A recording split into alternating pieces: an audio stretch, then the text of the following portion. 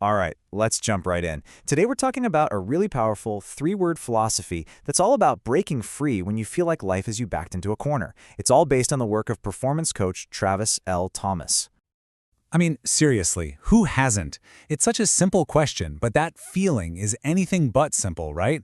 It's that feeling of just spinning your wheels. You know you're trapped in a situation, but you just can't see a clear way out. It happens to literally everyone.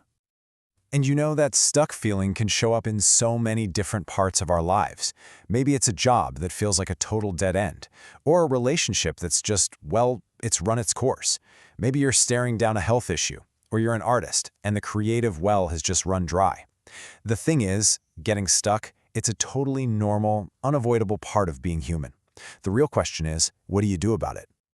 Well, the solution we're going to talk about comes from a place you probably wouldn't expect.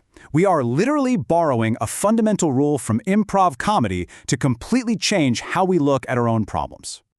What's so cool about this is how simple the idea is. On an improv stage, if one actor says, "Hey, you're the most grotesque man alive," the other actor can't just say, "No, I'm not."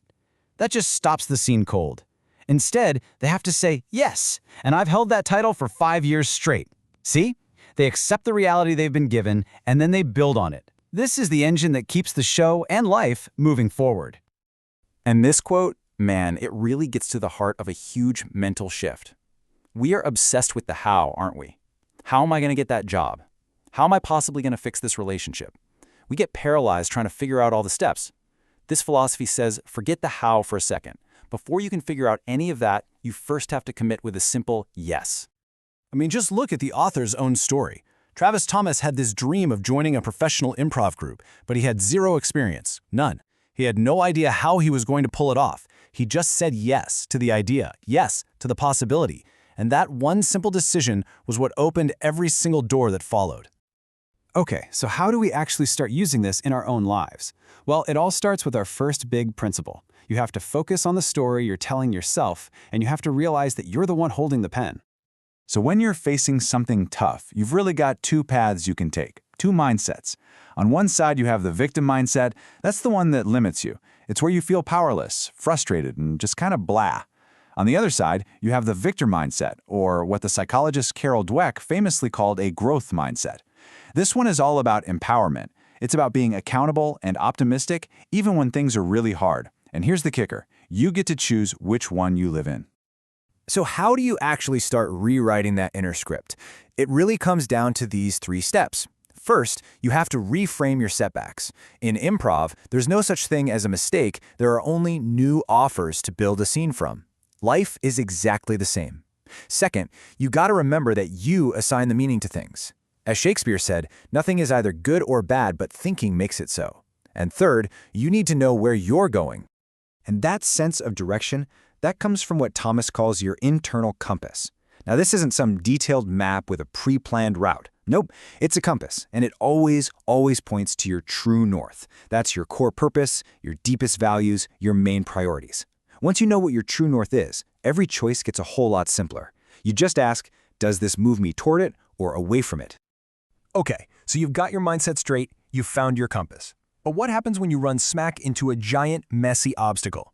This next part is all about how you can turn those very struggles into your greatest moments of strength.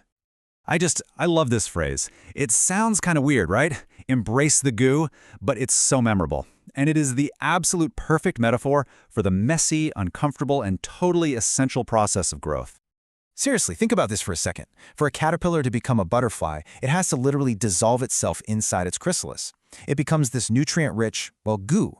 That messy, undefined, soupy state isn't the end of the caterpillar. It's the raw material for its transformation. Our personal challenges, the job we lost, the injury we got, the project that failed, that is our goo, and it holds all the potential for our most profound growth. And this isn't just a metaphor. Take Alyssa's story, for example.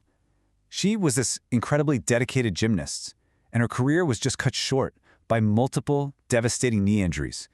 That was her goo. That moment where everything she had worked her entire life for just seemed to dissolve away. But here's the amazing part. She didn't let that be the end of her story.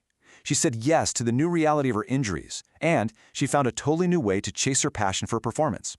She transformed that goose into a brand new identity as a professional aerial circus performer. something she probably never would have even discovered otherwise.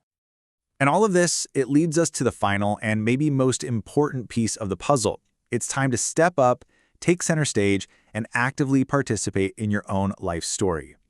This is the core idea right here. This isn't a dress rehearsal. We've all heard that old saying, all the world's a stage, right? Well, on that stage, you are the main event. You are the star of your own performance. So what does it actually mean to be the star of your own show? Well, it comes down to a few key things. First, you have to be willing to step outside your comfort zone, because that's the only place growth can happen. Second, never hold your breath. That means don't put off joy. Don't deny yourself the things that actually energize you, like your hobbies or just spending time with people you love. And finally, you got to change how you see the other people in your performance. And if you think turning competition into collaboration sounds a little too good to be true, just check out this incredible example from the world of sports. Two rival decathletes, fierce competitors, decided to train together.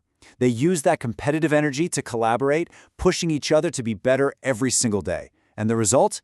They both achieved a new world record. It just goes to show you, a rising tide really can lift all boats. So at the end of the day, that's the live, yes, and philosophy in a nutshell. It's about accepting your reality, whatever that reality is, and then actively, consciously building on top of it. It leaves all of us with one final, very powerful question to think about. Life is your performance. The situation you are in right now, that's the yes. So what will your and be?